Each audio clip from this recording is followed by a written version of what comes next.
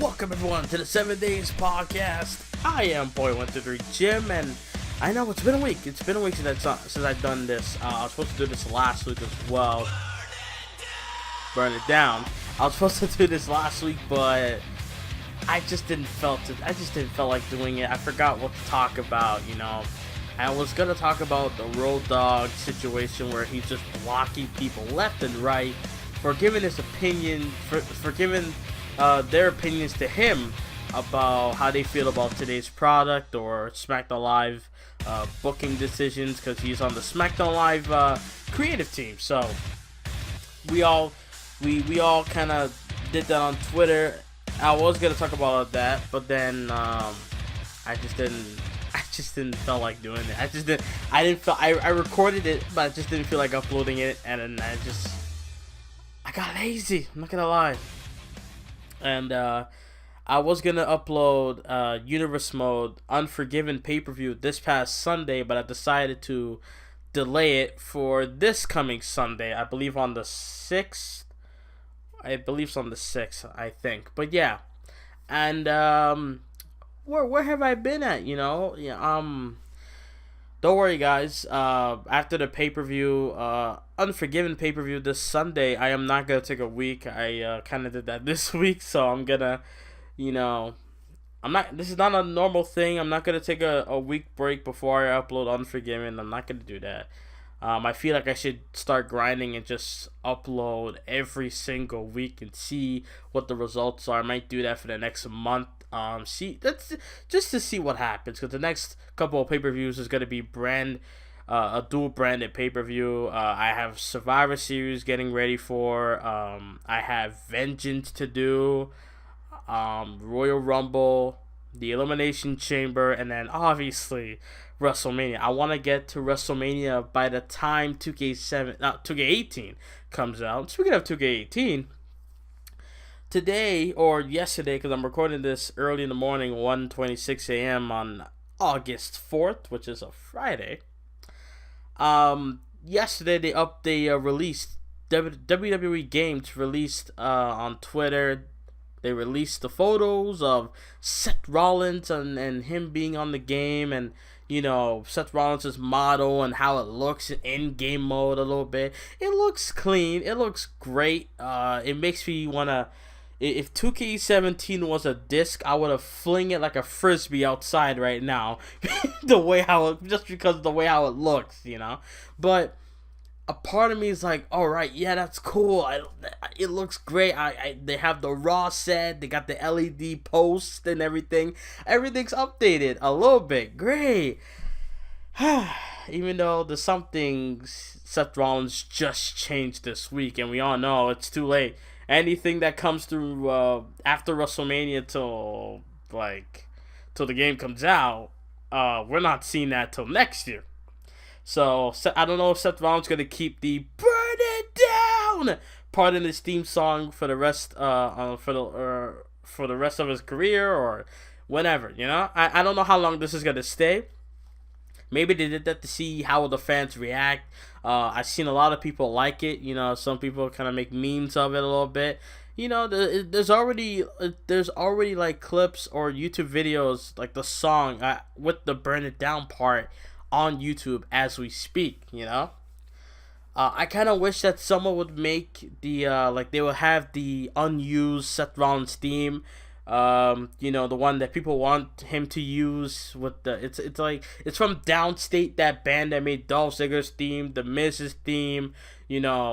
Those guys they have a cover of Seth Rollins' original theme, and I kind of want them. I kind of want someone on YouTube to make a just take what Downstate did, but just add the "Burn It Down" part. That's all I want. That's all I want. So then I might use that in Universe Mode in weeks to come. But yeah, I got plans for as far as Universe Mode goes.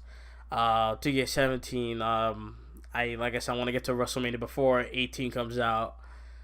I did see a preview of John Cena's model, which looks way better than 2K16 and 15. Like it looks more realistic, And that was just a preview. That wasn't the original. That's not the full, picture. That's not the full thing. That's not, the official release picture of John Cena's model in the game. That's just a preview. So they still got a little more touches to get on in the game to make Cena look more better, like they did with Seth Rollins. But yeah, it looks clean. Now we just need to wait for entrances, which is my favorite part to wait for out of this waiting game for the new game to come out. The entrances, I always wait. Like when I always like search up online. I like whenever it's whenever it's the week where people go out and play 2K's next coming game, someone would videotape it and like upload it on YouTube, and I'm waiting for that. like in the past couple of years, I've seen people do that, and I'm like, how did they get away with that? Like how? But the entrances are my favorite part in waiting, and just gotta wait and see. I seen Seth Rollins' entrance a little bit when Dev uploaded a video of his entrance in the works, so let's just see how that's gonna play out. And also this week I've been working on Impact Wrestling. That's what you guys wanted. You guys asked, and you shall receive. I've been working on it. I literally went on my different account on my PlayStation. I have about 2 or 3 accounts on my PlayStation, and I had to use that one because I don't want to mess up my WWE Universe mode. So I'm gonna go on my different account and then start all over again. I still have the DLC stuff, like Austin Aries and Apollo Crews, all that crap, right? But just that I had to start all the way from the beginning, where like I have to play a lot of matches in order for me to gain VC points to unlock people to download Impact Wrestling Starts. It's a easy process, but it's a long one at the same time. It took me a while just to get freaking Drew McIntyre, Cody Rhodes. It took me a while to get Abyss. I'm working on getting Jeff Hardy and Matt Hardy and all these people. That was a part of last year's Impact Wrestling Universe mode. I got Moose, I got Kurt Angle,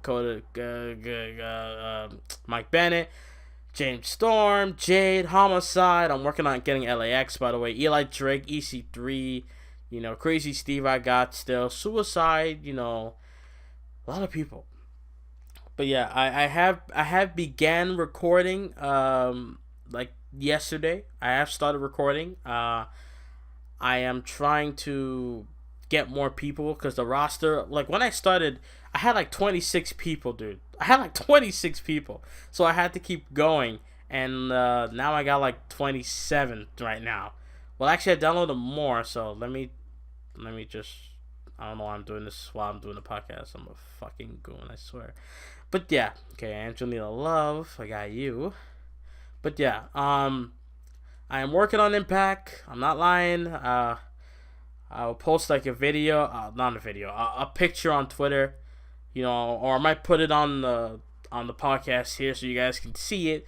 That I'm not bullshitting. I am working on Impact Wrestling very badly because I really want to do this again. I really do. I really enjoy.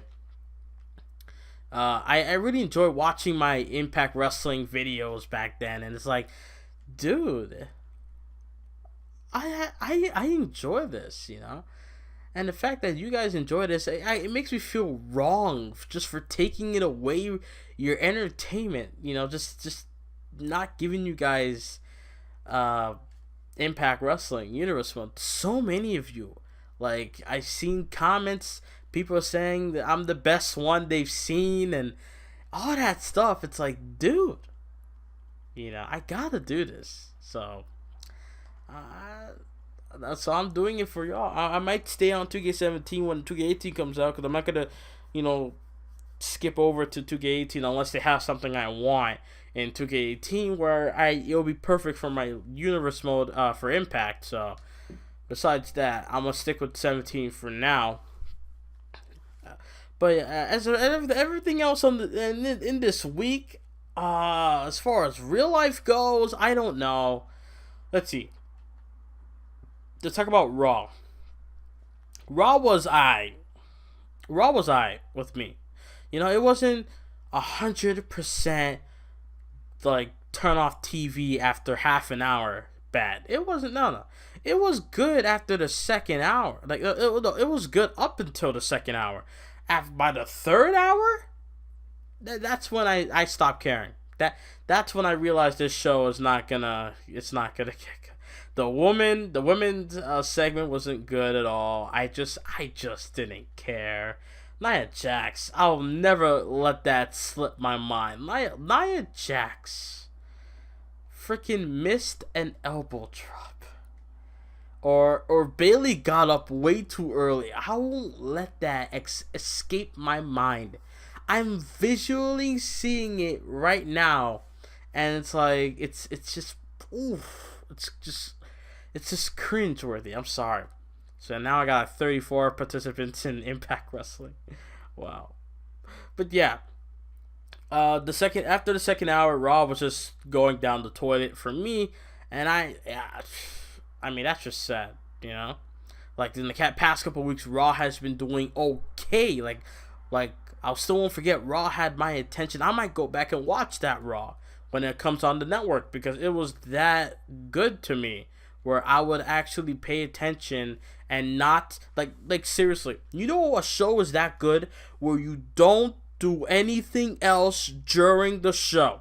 You are sitting here and just having your eyes glued to the TV screen for the entire 3 hours. That's how good Raw was a couple weeks ago. When I did that Raw review for like 30 minutes. That's how you know. That's how you know that it was a good show, when I had to go into detail, in depth with my review. Because normally I would do like a 10-minute, 15-minute review just to rush it and upload it. Dude, like Raw. I mean, let's see. We had Kurt Angle talking about last week, I think, or Kurt Angle talking about something at the beginning of the show, and then after that, Brock Lesnar come out. Brock Lesnar comes out and Paul Heyman's like, I know what you're trying to do. Try to screw us out of the Universal title. So then he threatens Kurt Angle. He tells Kurt Angle, look, I know you want Joe to win the Universal title. Trust me, Paul. I think we all do want Joe to win the Universal title. But for me personally, I don't give a damn who it is. I don't care if it's Strowman. I don't care if it's Roman. I don't care if it's Joe. Get the title off of Brock Lesnar. And then Paul Heyman has to go and threaten Kurt Angle that he's gonna leave Raw. Him and Lesnar is gonna leave Raw if he loses the Universal title. If he does leave the WWE, I don't give a fuck. I was gonna be like, Lesnar's. I'm not gonna lose sleep. I'm not gonna. If I was anyone that's like old now and still wrestling, like a Goldust, Cena, Lesnar, like people like that, like Randy Orton, like seriously, if I accomplished what they accomplish, I would have freaking left a long time ago. Like, if I accomplished so much in WWE, why the fuck am I still there? I've done so much. Why am I gonna sit here and be curtain jerker or something like that? Why? No, I'm not gonna do that. I made Event Mania, won the Rumble, won the WWE title many times. Why the hell am I still here? I've won I Quit matches. I won Elimination Chambers, stuff like that. Why am I here? Like, if I was Brock Lesnar, like, I beat the Undertaker's streak. If I was in WWE and I beat the Undertaker's streak years ago, I retire right there. Why am I still gonna compete? Why? Brock Lesnar, he came out and said he wants to be world champion. That's fine, but for me, I already been world champion. I made it at WrestleMania before. Why? I won the Rumble and I beat the streak. biggest accomplishments I could ever get in my career. Why am I still here? You guys get what I'm saying? But yeah. Lesnar leaving the WWE is not going to be a bad thing. It's not like Hall and Nash going over to WCW and they become the NWO bad. It's not. It's nothing. It's like, oh, Lesnar's gone. What? Oh, okay, he's gone for good. It's not like that. It's not like we don't have that feeling already that like he leaves. All we have to do is wait for him to announce that he's coming back. You know, there's no difference. There's no difference at all. We don't give a shit if Lesnar leaves. I mean, there might be some people out there that only watches if Lesnar's there. So, if Lesnar leaves, then that part of the viewers would leave too. It's not really bad. Very minuscule in my opinion. I don't think there's a big ass amount of people that's gonna do that. You know, oh, Brock Lesnar's leaving if he loses. Alright then I won't watch if he loses. You know. I mean, come on. I don't think so. People say how Brock is going to go to UFC and, you know, John Jones called him out. You know, it's funny how UFC started to become a popular thing when I got rid of my UFC game months ago. It really pisses me off now. It's like 4 months ago I got rid of my UFC 2 game. And now all of a sudden UFC is a hot topic. Fucking hell, you know? But yeah, John Jones, you know, he comes out saying he wants to challenge Brock Lesnar. You know, Brock, you want to know what it feels like to get your ass kicked by someone lighter than you coming to the octagon. Look, John Jones versus Brock Lesnar is money, all right? As much as a drug addict or whatever he does, you know, that gets him suspended wise, John Jones is. You know, and a guy who has a fat ass ego, but he doesn't necessarily show it much in Brock Lesnar. He has a big ego, trust, right? It's just that he doesn't really show it like everyone else does. You know, he's more like he's more private, you know. But like Jones versus Lesnar, the Beast versus Bones, you know, that is money. You can't. John Jones is well known, and Lesnar is well known. All right, it's like McGregor and Mayweather now. You know, that is money. The thing is, Brock Lesnar, I thought about the suspension. I'm like, isn't that a year or something, right? Or didn't he like retire? And then I hear something about, oh, you know, since he's retired, it kind of frozen his suspension or something like that. It's like, dude, what the fuck? Oh my god, because I actually want to see this too, you know? It's like the power of Brock Lesnar against the hands and feet of fucking John Jones, you know? But, Lesnar going back to UFC, well, people saying, oh, it'll take him to like December, you know, for him to get this cleared out. Because when he goes back, you know, I'm pretty sure the suspension is done. If that's the case, then he would have to go and get tested, and then possibly he have to go train after that. So it will take him at least by next year for him to fight John Jones. And no, he ain't gonna pull no CM Punk shit where he has to delay it over a year just to fight, you know? I'm not knocking on Punk, I'm just saying facts, okay? Punk, he got hurt, that's the thing, alright, just saying. But anything on Raw goes, you know, Jason Jordan, mid-segment, Jason Jordan, people are shitting on him already. Just give him time. That's all I ask. You know, if I was in his position, I know Jordan can deliver. I just feel like he's handcuffed and shackled because, you know, how WWE is backstage. You know, if someone goes off the script, you know, you can't control. If Vince McMahon or the producers or whatever can't control you, then you know, that they might fear that you might do something drastic where it might cost them as far as business goes, you know. But like, I just feel like Jason Jordan has what it takes to elevate himself and actually push himself in the position that he's in. It's just that I just feel like they're giving him weak ass stuff for him to work with. He's doing it the best he can. That's why I'm giving him a chance. And same thing with Lana. You know, people giving Lana shit already. You know, I mean, yeah, there are times where, you know, she takes bumps and it looks bad, you know, but you gotta give them time. Nobody's perfect. You gotta give them time. Some people already dubbed Lana horrendous. I'm gonna give Lana at least by the end of the year, if not next year. I'm not gonna go. I'm not being all, oh, Lana's so hot. Yeah. No, no. I'm not doing all that. I'm giving her time to wrestle. I'm giving her time to get better. You know, at least she's At least she's showing me on TV wise that she's willing to do this.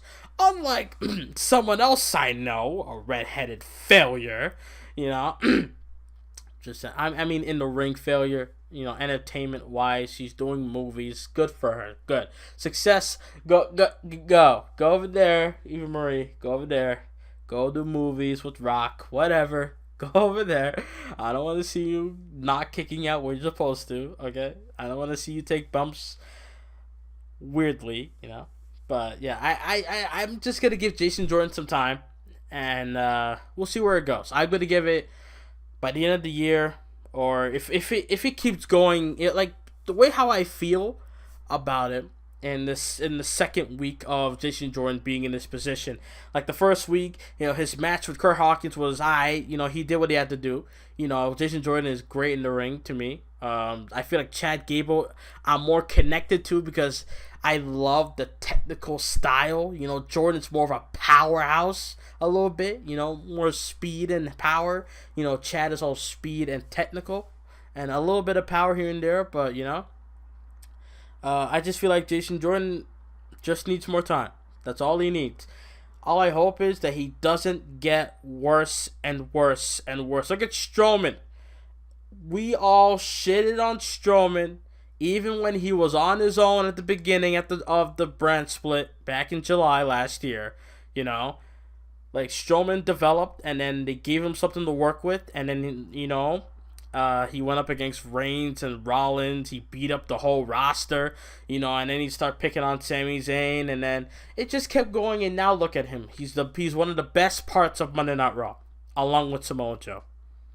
You know, so all I gotta say is, dude, give Jason Jordan some time. You know, just don't, like, I'm not telling you what to do. I'm just giving you a suggestion. Just don't automatically shit on him, because next thing you're gonna start, you know, start joining the bandwagon, so to speak, if he starts being successful and people are starting to like him, you know, and then like you're gonna be the one to be like, oh shit, you know, I shouldn't judge him so quickly.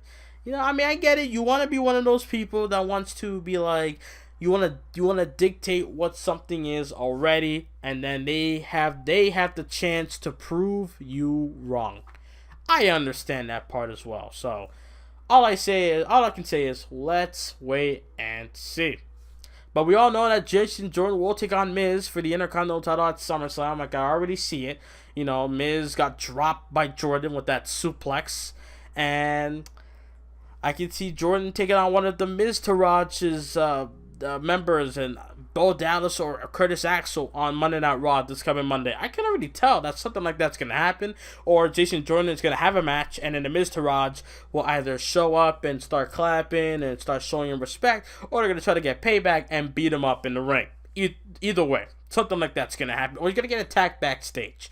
I can think of situations like that. You know, if you get the upper hand on someone and they're in a group, you obviously should know to watch your back, because they're going to come and get you very soon. Everything else on Raw that I can remember, the triple threat match was I just didn't really felt like I should care, but I realized that the fans liked it. You know, the only thing that was intriguing me on Raw was like the one that kept me like kept watching more, like that kept giving me a reason more, was Dean Ambrose and Seth Rollins. The chemistry between the two, the way how they are on TV, it just, oh my god, like, dude, like, Dean Ambrose is like, bro, the next time you try to pick a fight, make sure you win, you know, like, I'm like, dude, what? He won the match, but I know what you mean, like, if you pick a fight with somebody, or like in a handicap situation, make sure you know how to win or something like that. I know what Ambrose was trying to say. It's just that he just felt like he was set up there by Seth. Like it's like he had it in his mind that Seth Rollins is sitting in the back like, yeah, this shit gonna work. Yeah, this gonna work. You know, I'm gonna go up to Sheamus. You know, if I catch Sheamus laughing or Cesaro laughing, I'm gonna go up to them and be like, yo, blah blah blah. You know, I want to fight. Me and you, let's go. And then like Dean Ambrose is so paranoid of getting his back attacked, getting assaulted by Rollins again, getting burned by Rollins again. Like he's so paranoid. It's funny. It's funny to watch because like later on in the show, after like oh my god, dude, I don't know. All I hope is I want to see how this is gonna go. Maybe Ambrose might take on Cesaro on Raw this Monday night, or Rollins will take on Cesaro. I don't know. I honestly don't know. It's gonna take something. It's gonna take something for Seth Rollins to convince Dean Ambrose that he is what he said he is. He meant what he said. He apologizes for what he did 3 to 4 years ago, because Rollins in the past couple years has belittled Dean Ambrose. Any chance he get whenever they come up against each other, Rollins would always talk shit about Dean Ambrose. And then now the fact that he apologized, which never done before, means something. But I feel like Ambrose want Rollins to do something where it has to convince him, where like, yeah, alright, I got you now. I understand. Finally. Something. It's got to take something big. Something huge. And people are talking about, tag team title match. Ambrose and Rollins against Cesaro and Sheamus. I pitched out an idea for Kurt Angle. I tweeted to him on Twitter. No reply, of course, but, I tweeted out saying I would make a Fatal 4-Way match. A Fatal 4-Way tag match on Raw. I'll have the Hardys taking on the Revival, taking on the Club, taking on Seth Rollins and Dean Ambrose, because you see Seth Rollins and Dean Ambrose gel so well as a tag team. You guys saw it on the Monday Night Raw with the handicap match as the main event.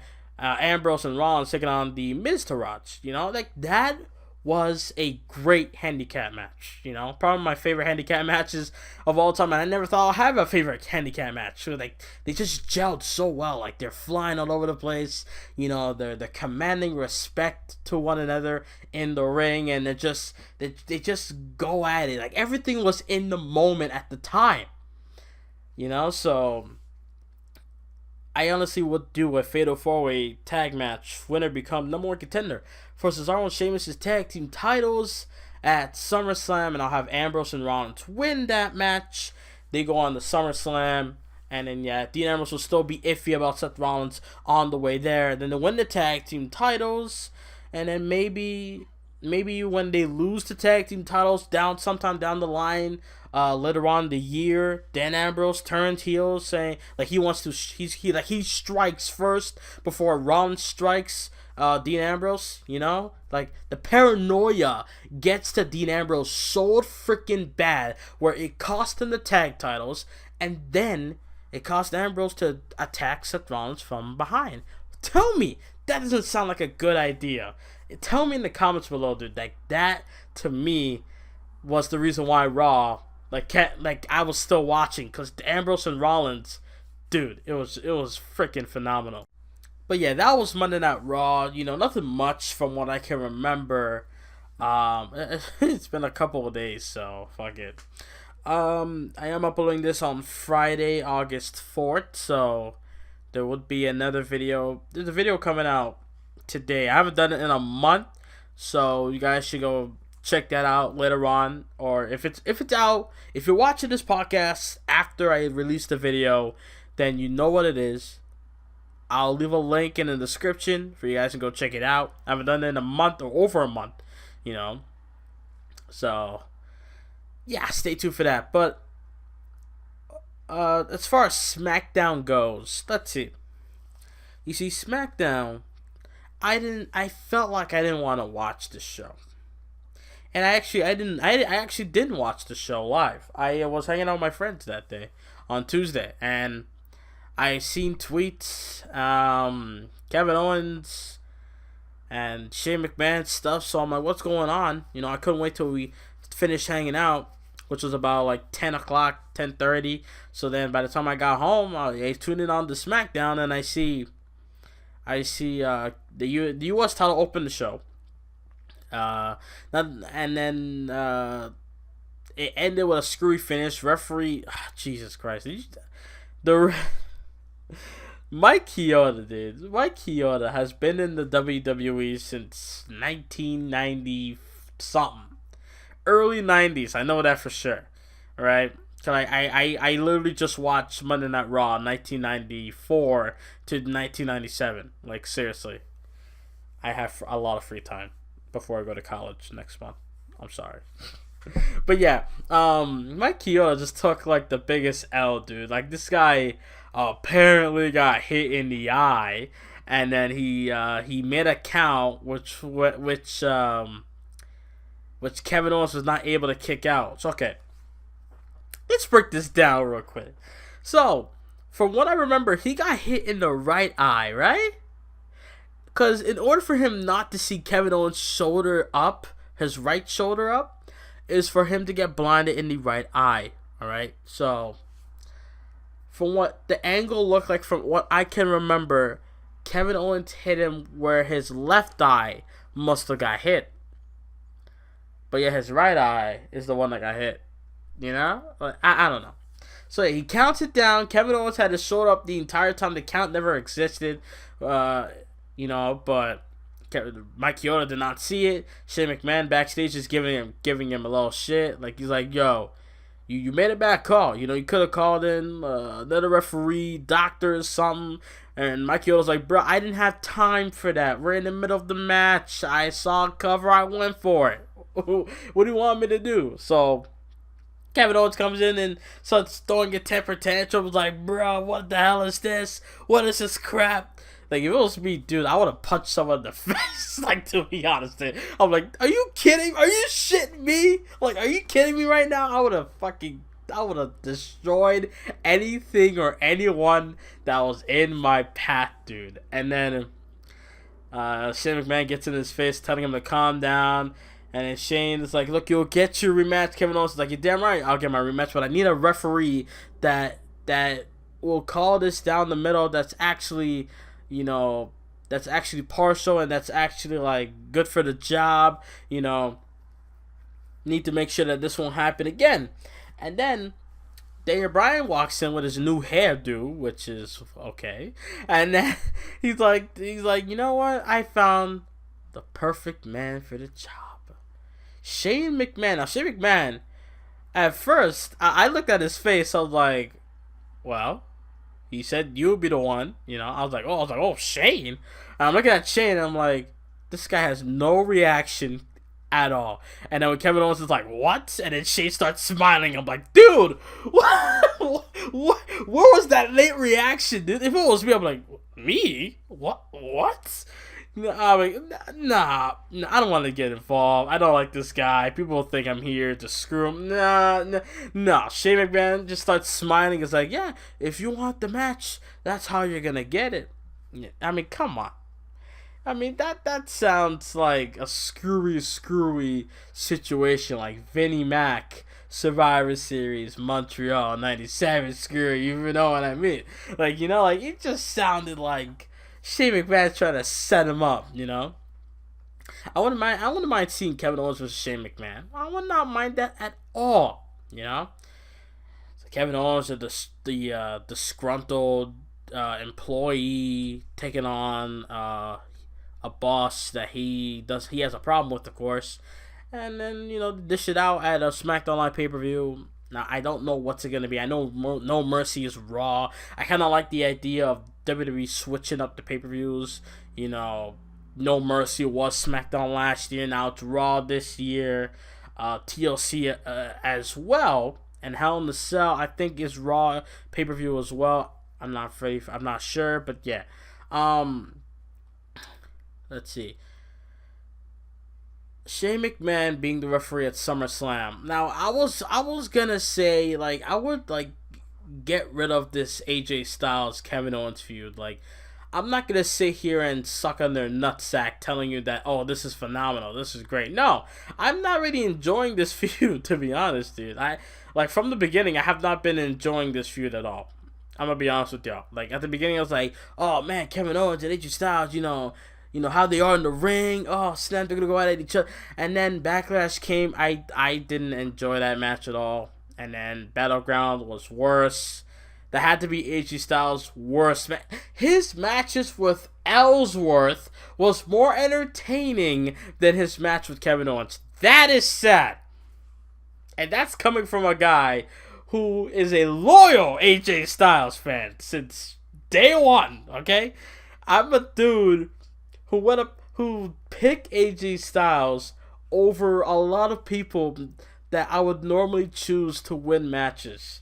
I was with AJ Styles when he went up against Cena last year. All of their matches, even at the Rumble where I knew Cena was gonna win, but still I stuck with AJ Styles as my pick. You know, I picked AJ Styles to win the Chamber, even though he did lose, but he was in the finals with Bray Wyatt. You know, like, I stuck out with for AJ Styles in the past year. I picked Styles to win against Roman Reigns when I knew that wasn't going to happen, when Reigns just won the WWE title back at WrestleMania 32. So, trust me, I'm a loyal AJ Styles fan. But for me to tell you guys that I didn't enjoy Kevin Owens and AJ Styles, that speaks volumes, dude. That just speaks volumes to me. It's like that tells you something is wrong. Something is wrong in WWE right now. Something is wrong in the booking, because when you have people who are loyal fans of AJ Styles and or Kevin Owens, and then tell you that, you know, a dream match in a way, even though it happened before last year on Raw, it was a Money in the Bank qualifying match, and Kevin Owens won that match, by the way, right? You know, a dream match on pay-per-view, you know? It's like, oh man, AJ Styles and Kevin Owens, the way how they are in the ring, you know, and then when they gelled, when they competed in the ring, it didn't really gel at all. It just felt boring, surprisingly. Like, the technical style of AJ Styles and the unbelievable agility of Kevin Owens, you know, all in one in a match. It was not successful to me. You know, Backlash, it had a count out waiting for Kevin Owens. Battleground had a screwy finish where Kevin Owens becomes a 3-time U.S. champion. And luckily, Kevin Owens did not win back the title, but he has a rematch at SummerSlam. So at least this is a one-on-one match, you know, not really a multi-man match. Like I said, I would expect another multi-man match coming. I just don't know when or like who's in it, like for what brand, you know. So from what I can see from SummerSlam right now, I see Balor versus Bray Wyatt. I see Owens and Styles. I see Zayn and either Aiden English or Zayn and Kanellis. By the way, Mike and Murray Kanellis, I think they should leave right now. Go back to Ring of Honor, New Japan, or even TNA or GFW, so to speak. I don't care. Just, you're not doing it for me. I'm sorry. I can't hold this in me anymore. I really can't. I've done a better job with Mike Bennett, and I booked Mike Bennett a little bit poorly as of late, you know? But, like, I've done way better for Mike Bennett. Look at how I debuted Mike Bennett. Like, last year, I had a match with Dean Ambrose, taking on someone. I think it was Santino. I don't know. And then I did this storyline, the power of editing, you know? I brought in Mike Bennett. He assaulted Dean Ambrose, you know? Make Mike Bennett go after a big star. Like, what did Mike Bennett do? He comes in like he's in a prom with his wife, or like a reunion, and then he's playing his awful theme song. I don't like the theme song at all. Like, I'll sing. It's like it's one of those catchy, annoying songs where you just sing to it. You don't know why. Like, you don't like the song, but you sing to it out of disgust. I don't know. Like, I just don't like it. But yeah, Mike Kanellis and Maria they gotta go. I'm sorry. They're not doing it for me. It's like I'm watching them doing the same thing they did in TNA, but in WWE. But they're more effective in TNA than now in WWE. Now I know it's too early to judge, but they've been here for a month. Money in the Bank happened 2 months ago, didn't it? 2 months ago, right? In June or yeah, in June. It happened in June. So, bruh, like they haven't done shit since being in WWE. In my honest opinion. You know, so they got to do something, or they go. But yeah, as far as SmackDown Live goes, I mean, dude, SummerSlam. I mean, if the Fatal 4-Way Universal Title match, Nakamura versus Mahal. We have the tag team titles of the Raw tag team titles are still up in smoke. We don't know what's going on with that. But like I said, I did propose a Fatal 4-Way match on Raw this Monday, dictate the number one contenders for the tag titles at SummerSlam. Just saying. But SmackDown Live, we have the Usos taking on the New Day again, unless they do that way too early heading into SummerSlam, and they don't have the SmackDown Live tag champs compete at that pay-per-view, which I don't know why they wouldn't do that. As far as anything else goes, I don't know. I mean, look, Cena and Nakamura, I didn't really watch the match entirely because I knew there was going to be nasty commercial breaks. I didn't want that. That's kind of the reason why I didn't want it on free TV, because of the commercial breaks. That's the only reason. I wouldn't mind it on free TV if there was no commercial breaks. If they did like a commercial-free SmackDown, I would do that. I would book that match, on SmackDown Live. Just that the commercial was there, and it kind of ruins the match, If you were there live, that's fine, but as a TV viewer, bruh, that kind of ruins the magic feeling of seeing a dream match come to life, but you have commercial breaks in between the match, And I know how the commercial breaks work, It's like they show that backstage segment, and then they show the entrances, and then they go to break, and then we're in the middle of the match, and then they go and then they take another break, and then we get to the ending. That's basically it. How TV works, That's basically it. And Nakamura, damaging Cena's neck a little bit. I mean, Cena's been through a lot. He has had neck surgery in the past. He's had pectoral surgery. He's had freaking ankle problems, a torn tricep and in his elbow. This guy has had problems, okay? But I feel like that little incident on SmackDown, that's not that bad. It's not just gonna damage his whole career. I know Ken Anderson fucked up Randy Orton that way, but Randy Orton's not John Cena. John Cena is on some shit to where he gets hurt, he's gonna come back and stand tall and shit, And Cena was fine. They did post a clip on YouTube and on the WWE.com how that Nakamura got attacked by Corbin, and Cena came through and attitude adjusted Baron Corbin through the table. So can't wait to see Cena versus Corbin at SummerSlam. Oh, Jesus. I see that happen. That's going to be like a sleeper match. I know that. Nakamura will take on Mahal for the WWE title. Now, how would I book or how would I place the matches at SummerSlam? Well, the opening match, you got to be something lit. Something hype. I don't know what match I can think of at the moment. But, I'll just do, the main stuff. The Universal title has to be the main event.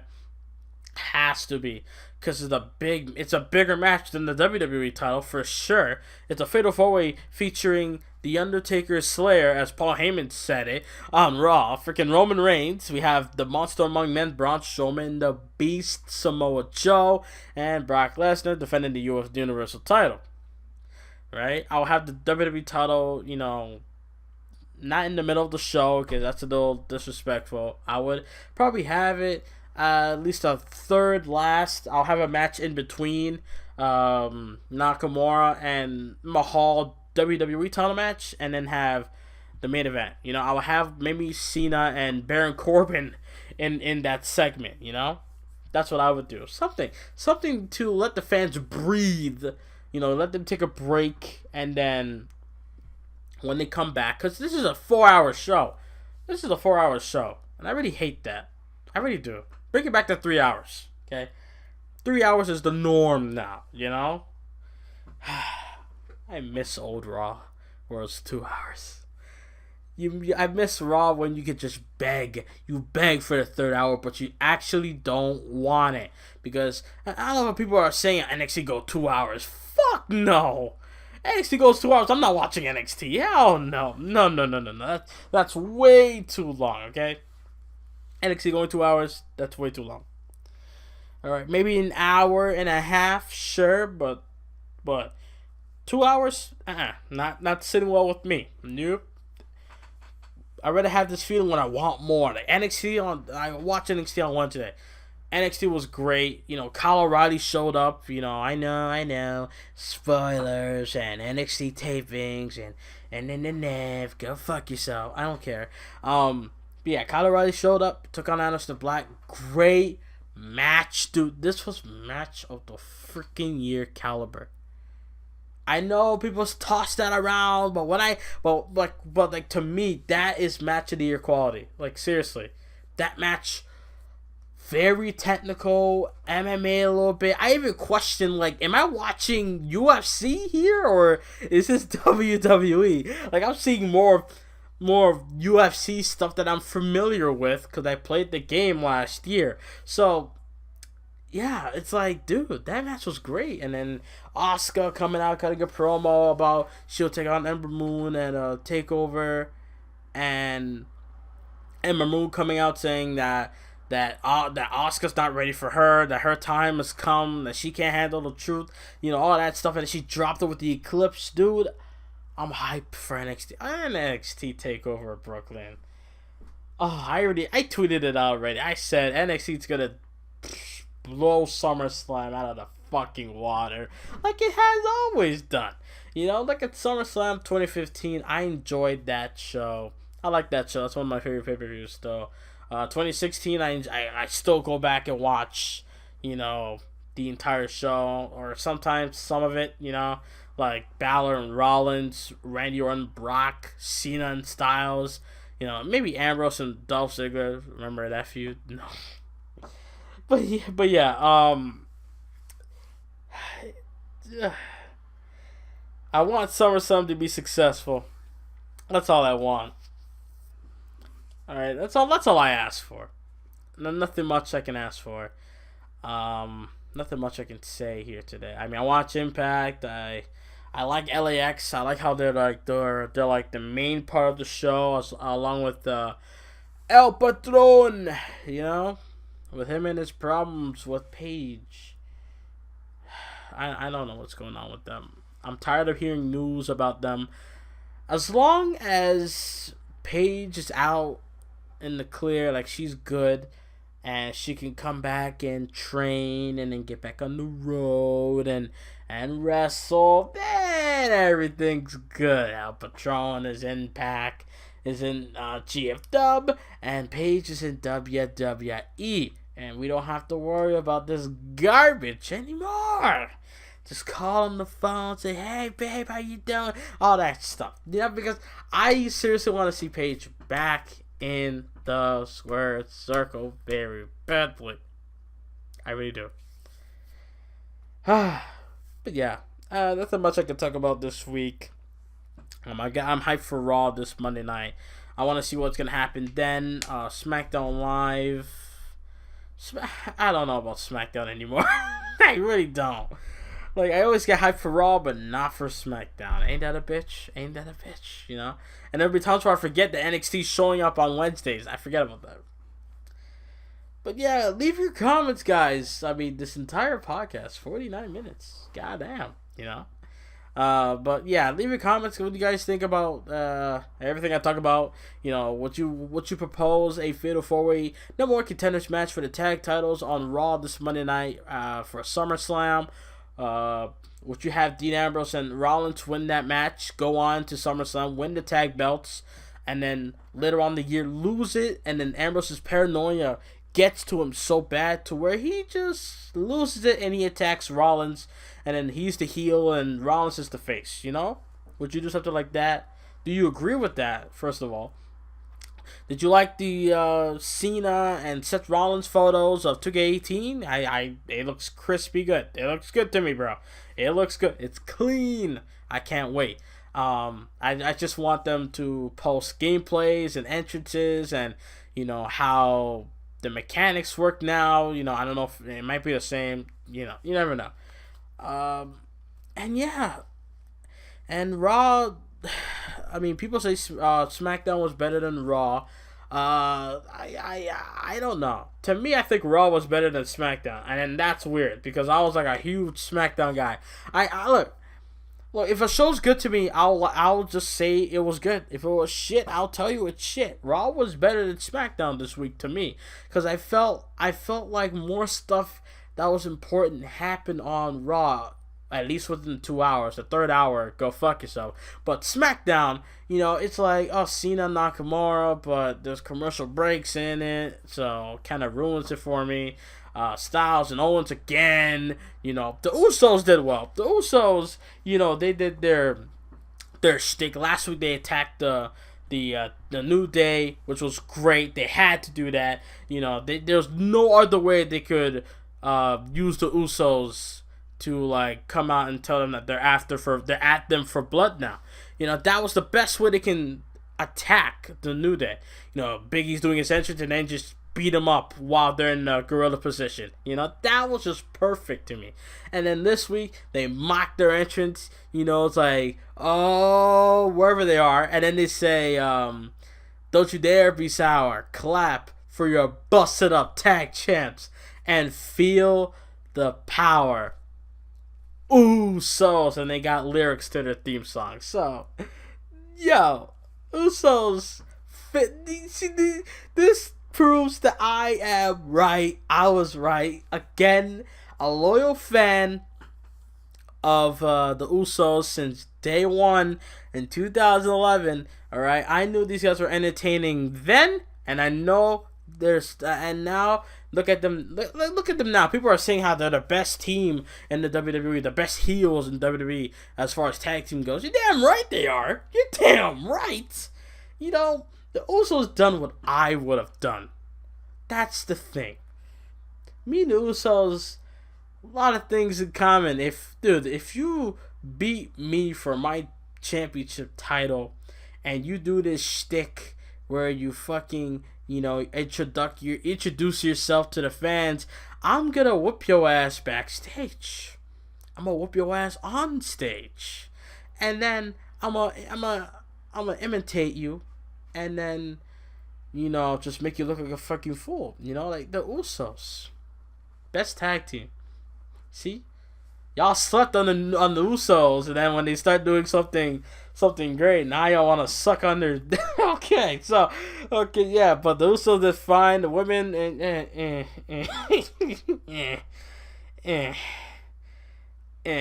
that's all I could say. After Money in the Bank, no one gives a fuck anymore, dude. I'm a little bit hyped for Naomi versus Natty. I feel like that's gonna be a great match. You know, the way how Naomi is in the ring, athletic as hell. You know, and you have Natty, who is very technical. You know, it's gonna be a great match. See how that goes. Naomi has her submission taking on Natalia's sharpshooter submission hold. So can't wait to see how that goes. Hopefully that won't be like a squash or a quick match. I hope that match goes on at least 10-15 minutes max. You know, maybe that match should start the show. You know, Naomi with their hyped entrance, with their glow and all that. Maybe that should start SummerSlam. I don't know. Maybe I don't know. Maybe the cruiserweights might get involved. The cruiserweights do have a match. You know, I think Neville will take on either Tozawa or someone else at SummerSlam. I forgot. I don't know who. By next week I should do the predictions, or not 2 weeks from now. So yeah. SummerSlam, the card, some parts are weak, but some parts are good and strong. So SummerSlam looking to be a 50-50 show to me, and I can't wait. I can't wait for it. I'm hyped for SummerSlam. I'm always grateful for a pay-per-view that comes through. But Battleground, I'm sorry.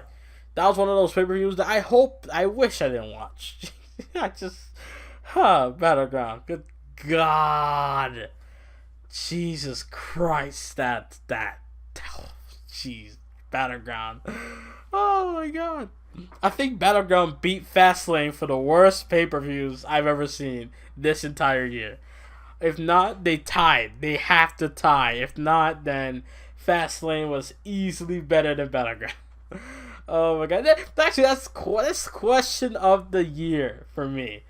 Or question of the day or question of the week, whatever. Was Battleground worse than Fastlane? Or was Fastlane still worse than Battleground? Leave your comments down below. Hope you guys enjoyed this 7 days podcast. I had to give you guys an extra one, instead of me giving you guys 30 minutes, fuck it, give you guys nearly an hour, So what do you guys think? Leave your comments down below about this entire thing I discussed. There's nothing more I can talk about. Like I said, I am working on GFW Impact. I'm kind of continuing where I left off, but at the same time doing some new things in the way.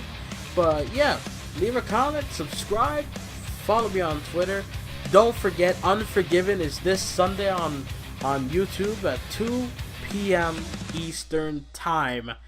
You have Seth Rollins versus Dean Ambrose and Goldberg versus Brock Lesnar inside Hell in a Cell. Unforgiven, SmackDown Live pay-per-view. Don't miss out this Sunday on the 6th. Thank you guys for watching and listening to 7 Days Podcast. If you made it this far, you are a real one. Alright guys, I am out. Later.